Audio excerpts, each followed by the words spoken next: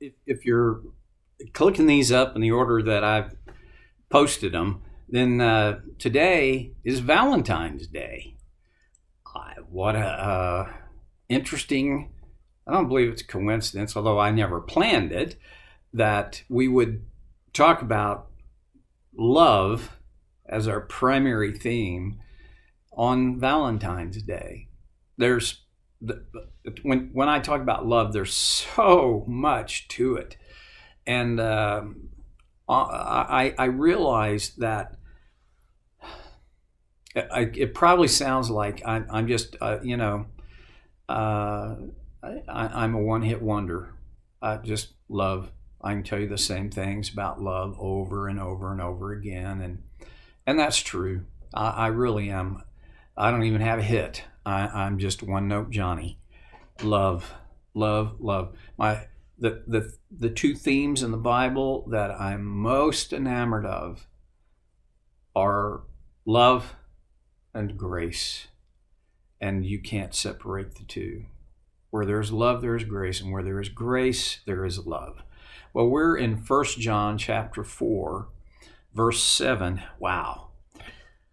Still there. Dear friends, beloved, in the King James.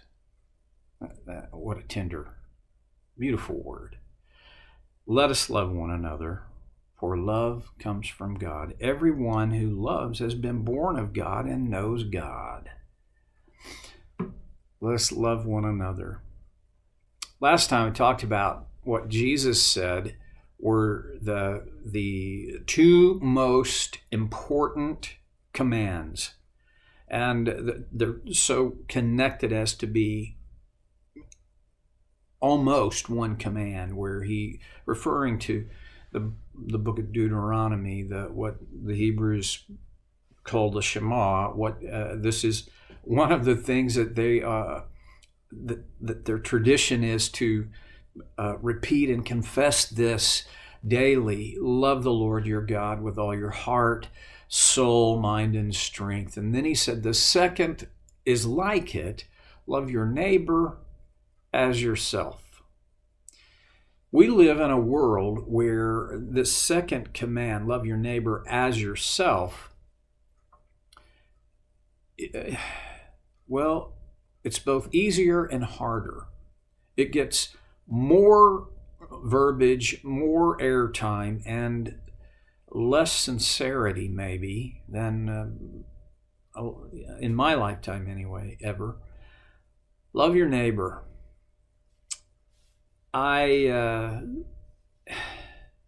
love to watch sports on TV, and this being, a couple of weeks after the Super Bowl and basketball season going, and of course God's sport, golf, and the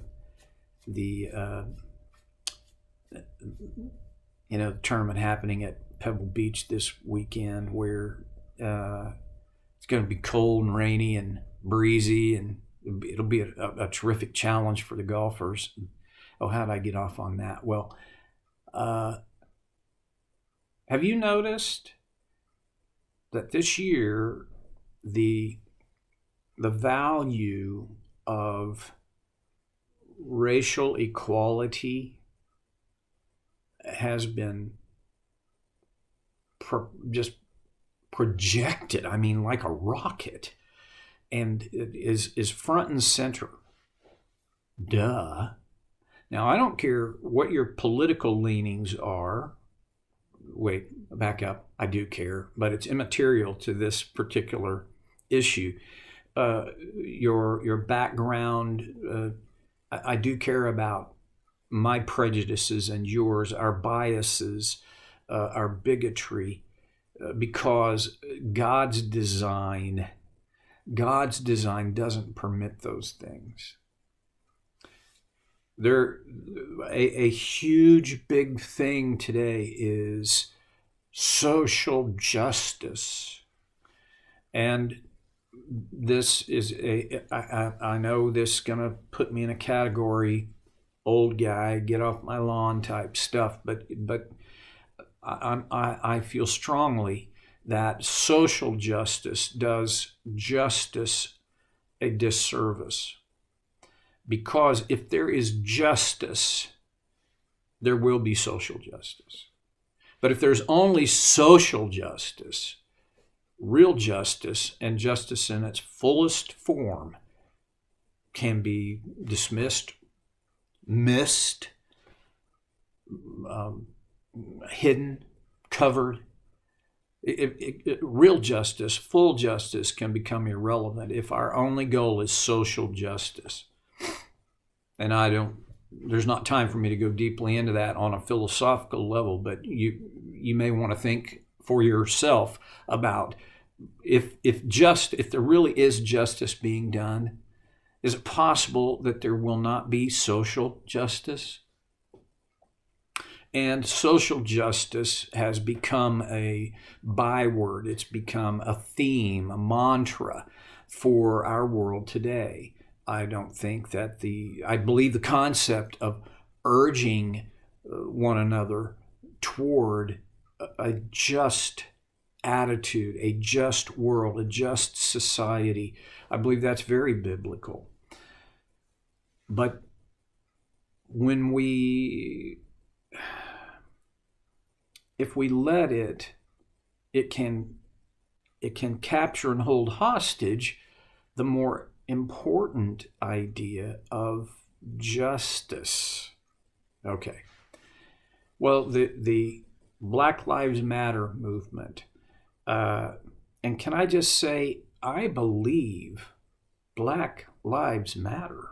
I do not believe in the agenda, the stated agenda of the BLM leaders and the formal movement of BLM. You need to figure out, if you haven't seen it, I don't care whether you're conservative, liberal, Republican, or Democrat. This has very little to do with it, but you need to look at their manifestos, their statements, the statements of their leaders, the philosophy that is behind that. Okay, boy, now I sound like yeah. Lay that aside for a minute. And let's just talk about the color of a person's skin, where they live, what city, what part of the city, their economic status, their standard of living. Has that ever mattered to God? Well, on one level, it has. On another level, it has never mattered to God. Your ethnic origin matters not to God. Your power or influence on one hand, it matters to God. On the other, it doesn't matter to God. Because and if you boil everything away and you go right to the very final bottom line, your ethnic background, your social economic status, your political leanings, your fill in the blank, none of that will get you into or keep you out of heaven, will it? There's only one thing that gets you in, and that's the grace of Christ. And the only thing that will keep you out is deciding that you're not interested in the grace of Christ, that you will not say yes to him on his terms. Again, C.S. Lewis writes, there are two kinds of people in the world. There are those who say to God, thy will be done.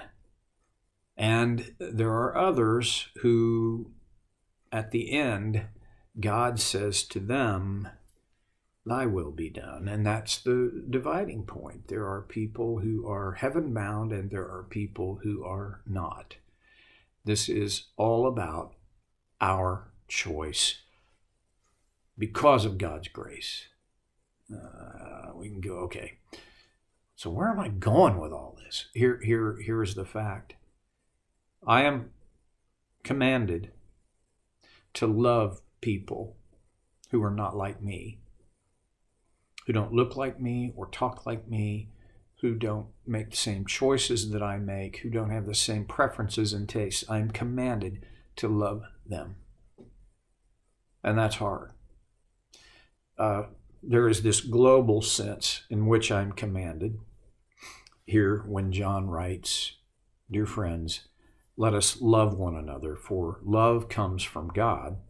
And then there is a personal sphere.